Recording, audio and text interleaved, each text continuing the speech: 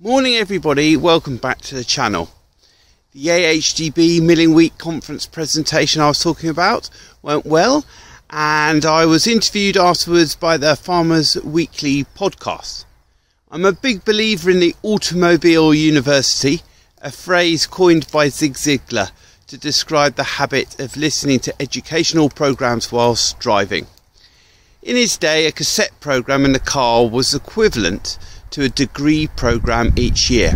Now we are into podcasts on topics from soil health to business, and as a result of my interview with Johan Tasker, I started listening to the FWI podcast and find it a great opportunity to catch up on the thoughts of the farming mainstream. The FWI podcast of the Ukrainian situation was particularly helpful. I have seen farmers commenting on how uncomfortable they're feeling benefiting from selling wheat during periods of high volatility. However, what we need to remember is that this volatility is affecting both our sales and potentially our input costs.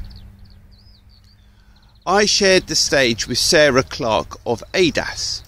She was presenting ADAS research on the effects of high fertiliser prices on nitrogen rates, something that we've discussed in a previous video.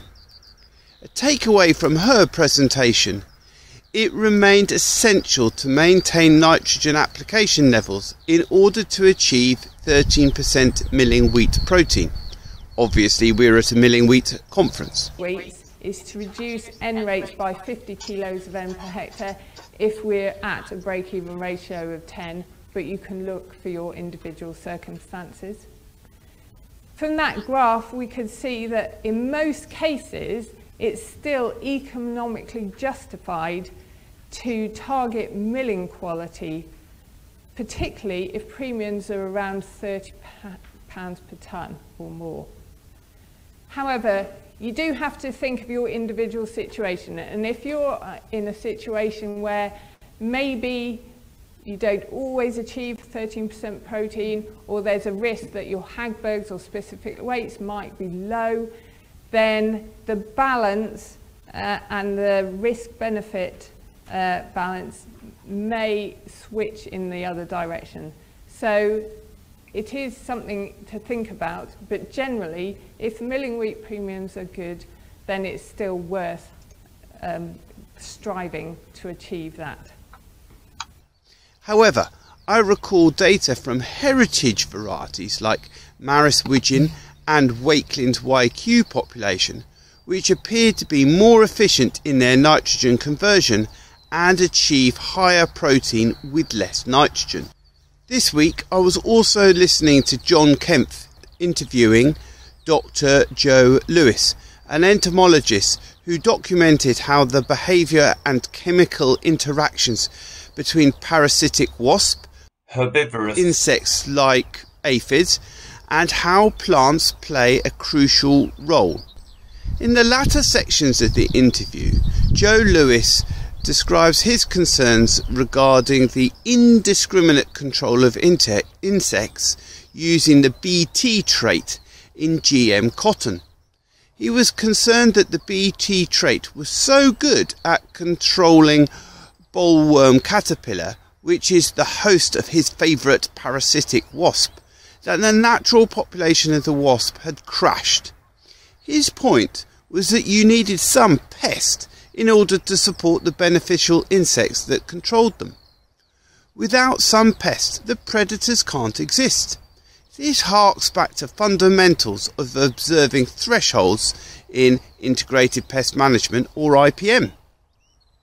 A few weeks ago, I made reference to the BASE conference, in particular the presentation Building Confidence in Beneficials by Dr. Sam Cook of Rothamsted about pollinator strips and beetle banks. In the presentation, she mentioned grass margins supported beneficials which tended to control wheat pests like aphids, and that the presence of oilseed rape pest predators was only found in margins which contained brassicas. Now, this makes sense because the plants the pest insect feeds upon need to be available in order to support the pest, which will then feed the predators. However, this runs counter to a lot of current sterile agricultural thinking.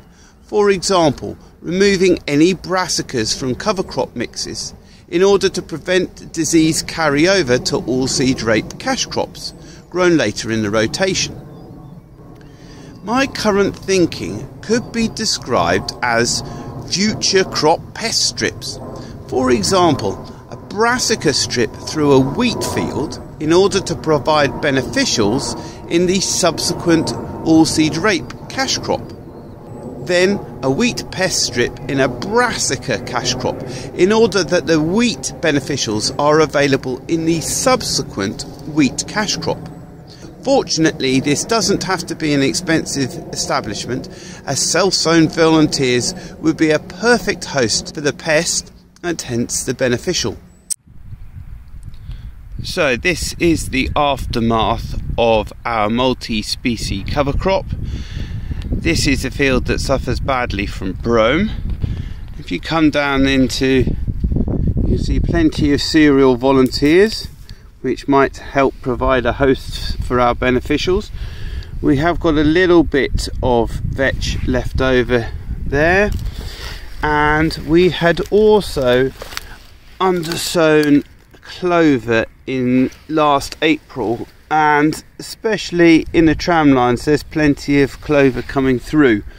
This has been grazed, and it's quite noticeable that the sheep tend to take out the legumes as one of the first things.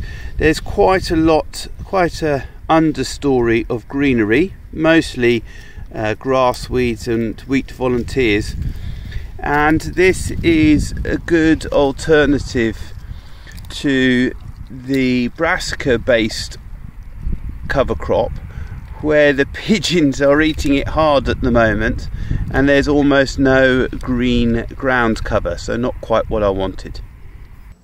Well, that's it for this week. Thank you so much for watching. Please give this video a thumbs up, click on the bell, and we'll see you next time. Bye.